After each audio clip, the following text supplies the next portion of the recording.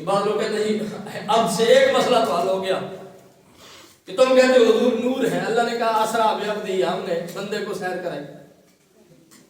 حالانکہ جاہلوں کو پتہ نہیں ہے کہ عبد نور کی ضد نہیں ہے، عبد نور کا اپوزٹ نہیں ہے، الٹ نہیں ہے، متضاد نہیں ہے کہ جہاں عبد ہوگا وہاں نور نہیں ہوگا، جہاں نور ہوگا وہاں عبد نہیں ہوگا۔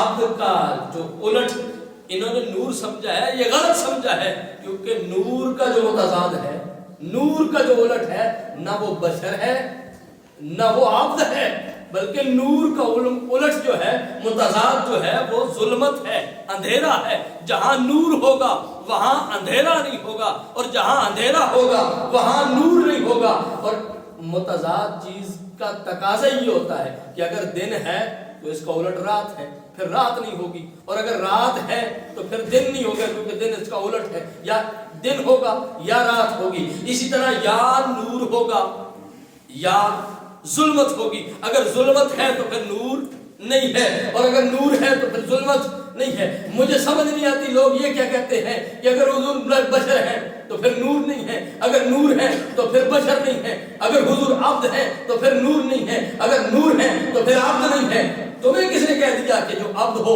وہ نور نہیں ہوتا، جو نور ہو وہ عبد نہیں ہوتا؟ آؤ اگر یہی بات ہے تو اٹھاؤ قرآن مجید کا 17واں پارہ سورہ انبیاء۔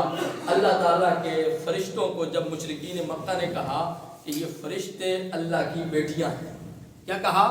یہ فرشتے اللہ کی بیٹیاں ہیں، یہ فرشتے اللہ کی مخلوق نہیں ہے، اللہ کی بیٹیاں ہیں۔ تو اللہ تعالیٰ نے ان کا وہ رد کرتے ہوئے فرمایا وَقَالُوا اتَّخَذَ الرَّحْمَنُ وَلَدًا سُبْحَانَهُ بَلْ عِبَادٌ مُكْرَمُونَ۔ فرمایا یہ اللہ کی بیٹیاں نہیں ہیں، ان کو اللہ کے بیٹے اور بیٹیاں مت کہو، بل عباد مکرمون، یہ سارے میرے برگزیدہ اور عزت والے بندے ہیں۔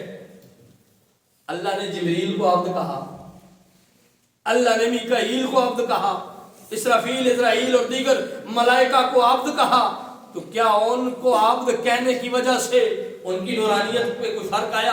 کوئی یہ کہتا ہے کہ جبریل عبد ہے تو پھر نور نہیں، اور اگر نور ہے تو پھر عبد نہیں۔